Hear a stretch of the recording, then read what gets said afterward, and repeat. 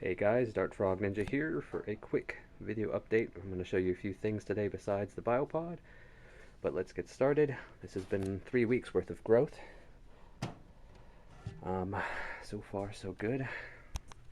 There are a few developments. You can see that green patch right there, that's some of the moss spores starting to grow on the log where I put on there, trying to keep it moist, and it's actually starting to take, as well as right here on this cocoa hut, there's some green flecks here and there, and that's the moss spores. Plants are doing well. All the binding plants I've pinned in different spots. They seem like they're catching and growing. The Korean rock fern's doing well. The dragon tail fern, and then the Japanese crested bird's nest fern. The bromeliad's doing well. As you can see, the color is returning to it. If you look at past videos, the red wasn't quite as dark, but there we go. And then I have a resurrection. The resurrection log is doing great. The ferns are popping, all the moss and lichens growing.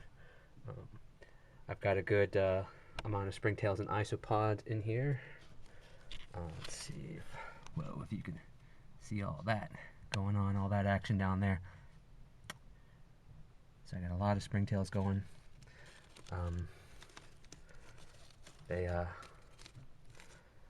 I've put in some bug burger to help feed them and get them growing. And then my little different seedlings are popping up all over the place. There's some right there. This guy back here. And you can see there's a lot of green starting to grow in the sphagnum moss area, which is pretty cool. But that's it. Nothing major for the Biopod. I might add a plant or two. I have a plant pack coming from them, so we'll see what I get.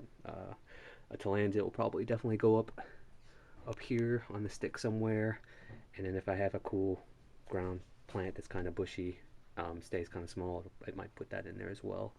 I'm toying with the idea of adding a philodendron vine coming from back, wrapping out here and kind of filling in. We'll see. I don't know if I'm going to do that yet. But that's the Biopods update. It's looking good.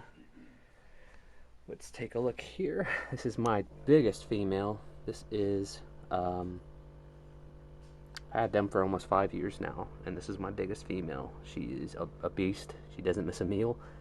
She's waiting. I fed them yesterday, so one of my other females peeking out, and then my male. I'm not sure if you could see him yet. My male right there, Constantine, who calls just about every day. And let's get to the updates on the critters I got. This is my isopod culture. I'm not sure. There we go. There goes one. They are breeding like crazy. I just added more into my Biopod yesterday. But yeah, they're all over the place. I'm just feeding them bug burger. I miss them once a week, feed them once a week. They've been munching on the leaves because the leaves are getting wet, and they're munching on these magnolia leaves that I have that I've gotten from my yard that I cleaned, boiled, and sterilized, that I use for my tanks. And my springtail culture, which is unfortunately infested with some grain mites, so I'm not happy about that. I'm not sure if it came off of a fruit fly culture I got at a reptile show, because it was infested with mites, because I never had mites before. But I do have grain mites. They aren't a big problem to anything else outside of the microfauna, as they just outcompete the springtails for the food. So I've been trying to keep a close eye on that. I do have springtails. I dig down in the coal down here, and they're everywhere. I don't know if you can see that or not, but they're all over inside down in the coal. But that is that.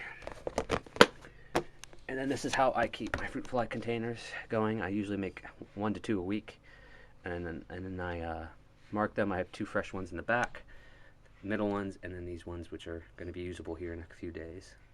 But I have a nice little system going on. I keep this cracked because it keeps the humidity and the temperature decent enough.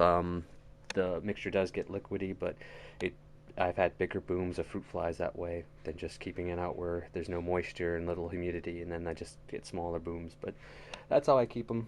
But that's it for today. Next week, the big move in is going to happen. These guys are going to move from their old enclosure here, which is overgrown, to their new enclosure here. So we'll see how it goes. Anyways, guys, this is Dark Frog Ninja saying frog on.